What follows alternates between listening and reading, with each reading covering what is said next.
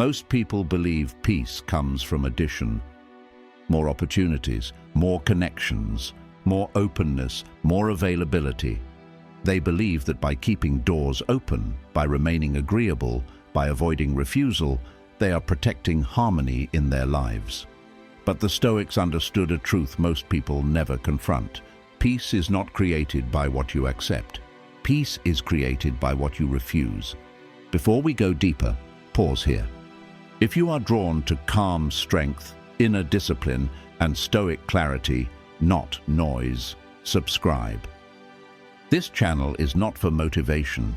It is for people willing to think, reflect, and practice restraint. Now, let us begin. Every time you say yes, something else is being denied. Time is denied, energy is denied, focus is denied, integrity is often denied, but most people never examine this trade. They say yes reflexively, out of habit, guilt, fear, or the desire to be liked. And over time, their lives become crowded with obligations they did not consciously choose.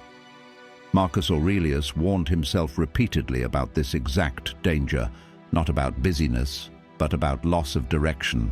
He wrote that if you are pulled in too many directions, you will never live in accordance with reason. And reason requires boundaries. To say no is not an act of aggression. It is an act of clarity. Yet modern culture treats refusal as something shameful. We are trained to soften it, explain it, apologize for it, or avoid it altogether. Instead of saying, "I will not do this," we say, "I'm sorry, I just have a lot going on right now, and I really wish I could, but maybe later." This is not politeness, it is discomfort with authority over one's own life. The Stoics did not view life as something to be reacted to, they viewed it as something to be governed, and governance requires limits. Epictetus taught that freedom begins the moment you distinguish between what is yours to control and what is not.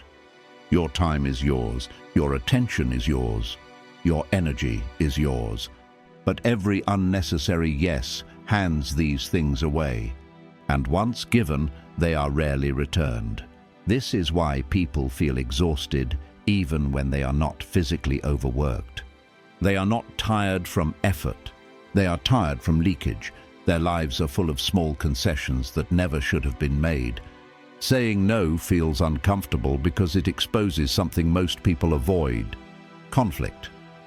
Not external conflict, but internal conflict. The conflict between living by principle and living to avoid discomfort. Most people choose comfort. They say yes to avoid awkwardness. They agree to avoid friction. They comply to avoid judgment. And slowly, their lives are shaped by other people's expectations rather than their own values. This is not peace. It is quiet resentment. Seneca wrote that no man is free who is not master of himself. But self-mastery does not begin with discipline alone. It begins with selection. What enters your life? What remains? What is refused? Without refusal, discipline collapses. Because discipline applied to a life with no boundaries becomes self-betrayal. Notice how often people say yes to things that directly oppose their well-being. They accept conversations that drain them. They tolerate relationships that erode respect. They agree to schedules that fracture their focus. Then they wonder why peace feels distant. Peace is distant because it is being crowded out. The Stoics did not seek peace by rearranging the world. They sought peace by governing their participation in it. Marcus Aurelius reminded himself, "You always own the option of having no opinion." This was not indifference. It was restraint. Restraint is the silent foundation of peace. Saying no is also a declaration of hierarchy. It answers the question, what matters more? When you say no to distraction, you say yes to focus. When you say no to excess, you say yes to clarity. When you say no to pleasing everyone, you say yes to alignment. Most people never experience this alignment because they never risk refusal.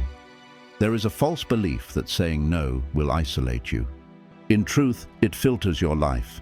Those who respect boundaries remain. Those who benefited from your lack of them disappear. This is not loss. It is correction.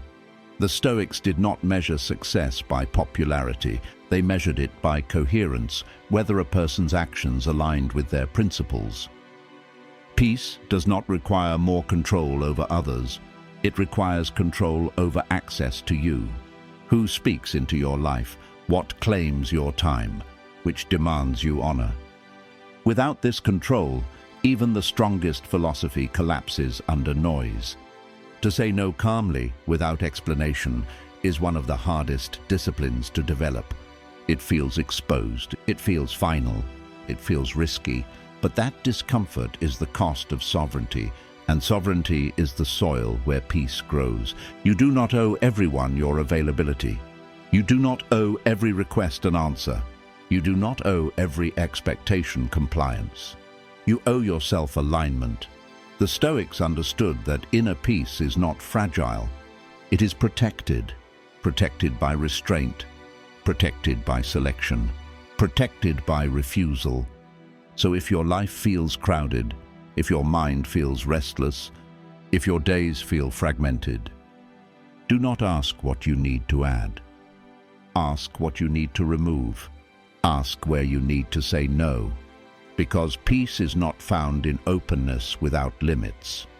Peace is found when you finally decide what will no longer enter your life and stand by it.